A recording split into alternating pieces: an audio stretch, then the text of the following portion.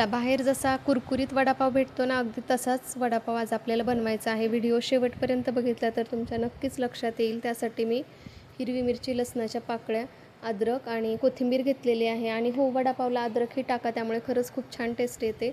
बाकीची तयारी होईपर्यंत आपण काय करूया, बेसन पीठ घेतलेलं आहे. त्यात चवीसाठी लाल तिखट, मीठ टाकून घ्यायचं आहे आणि कॉर्नफ्लॉवर 1-2 चमचे टाकलेला आहे. तुम्हाला जर कॉर्नफ्लॉवर टाकायचं नसेल तर तुम्ही तांदळाचं बारीक पीठही टाकू शकता. आता हे छान मळून घ्यायचं आहे आणि थोडंसं पातळच मळायचं आहे, खूप घट्ट नाही ठेवायचं. जर पीठ घट्ट राहिलं तर काय होतं, वडापाव जाड होतो आणि आतून कच्चा राहतो. त्यामुळे तुम्हाला शक्यतो पातळ पीठ करायचं आहे. खूप पातळही नाही आणि खूप घट्टही नाही, मीडियम प्रकारचं करायचं आहे. आणि बाकीची तयारी होईपर्यंत हे पीठ छान भिजू द्यायचं आहे. बघा, थोडं ज्याप्रमाणे पाणी लागेल त्याप्रमाणे टाकून छान मिक्स करून घेतलेलं आहे. यातील सर्व गाठी फोडून घेतलेल्या आहेत. आता आपण बटाटे पण उकडून घेतलेले आहेत. छान आता हाताने ते बारीक करून घेतलेले आहे. कढईमध्ये तेल घेऊन तेल गरम झालं की त्यामध्ये मोहरी, जिरे टाकून छान तडतड करून घ्यायची आहे. आणि आपण हे बटाट्यावर फोडणी टाकूनही भाजी बनवू शकतो किंवा फोडणीत बटाटे टाकून, दोन्ही पद्धतीने मी तुम्हाला आज दाखवणार आहे.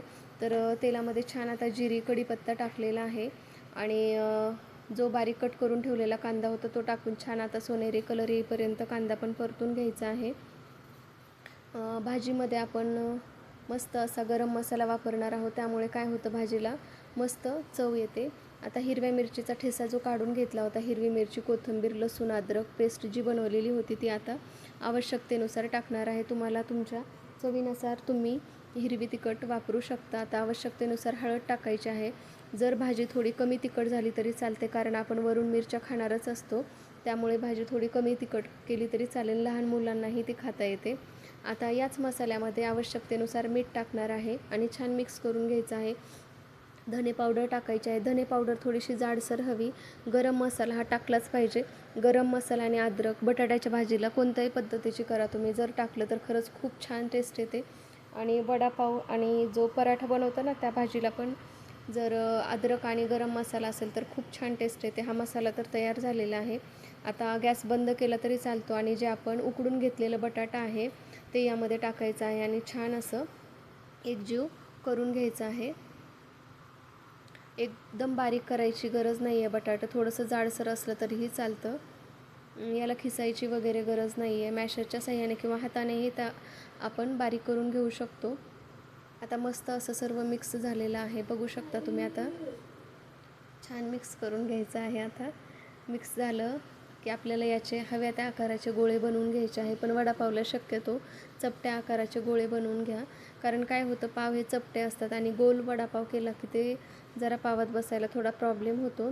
त्यामुळे आम्ही काही चपटे वडे बनवतो आणि काही गोल आकाराचे बनवतो. या पद्धतीने भाजी बनवतात. आता दुसरी पद्धत पण बघू शकता. फक्त मसाला तयार करून घेतलेला आहे आणि या मसाल्यामध्ये मसाला जो बनवलेला आहे तो बटाट्यावर टाकून मॅशरच्या साहाय्याने त्याला एकजीव करून घ्यायचा आहे. या मसाल्यात सर्व मीठ वगैरे सर्व टाकून घेतलेलं आहे. तुम्ही या पद्धतीने भाजी बनवू शकता. तुम्हाला जी पद्धत आवडेल ती पद्धत वापरा आणि मसाला बनवून घेऊ शकता. दोन्ही पद्धती खूप सोप्या आहेत आणि चवीला एकदम परफेक्ट आहेत. बघू शकता, या पद्धतीने भाजी तयार करू शकतो. आता याचे मस्त आपण गोळे करून घेऊया. तुम्हाला तुमच्या आवडीनुसार जेवढी साईज पाहिजे आहे तेवढे बनवू शकता. आणि जर तुम्ही जावाजावांच्या किचनमध्ये नवीन असाल तर या चॅनलला सबस्क्राईब करू शकता.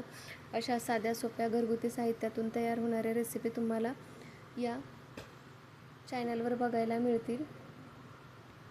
प्रत्येक पदार्थ आम्ही घरी बनवत असतो आणि त्याची रेसिपी चॅनलवर अपलोड करत असतो.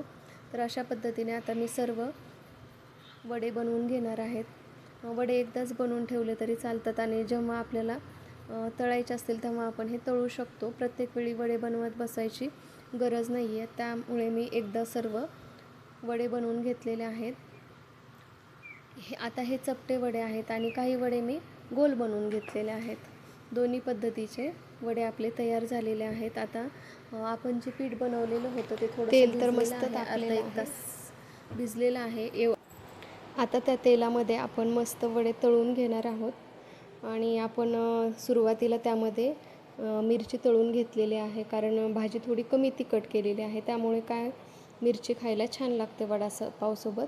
आणि जास्त तिखट नाही आहे. मस्त वडे तळून घ्यायचे आहेत. त्याला सारखं हलवायचं नाही आहे. एक बाजू पूर्ण तळल्यानंतर दुसरी बाजू पलटून घ्यायची आहे आणि आपल्याला छान वडे तळून घ्यायचे आहेत. दोन्ही बाजूने मस्त असे कुरकुरीत वडे खाण्यासाठी तयार आहेत. तर नक्कीच अशा पद्धतीने करून बघा. थँक्यू.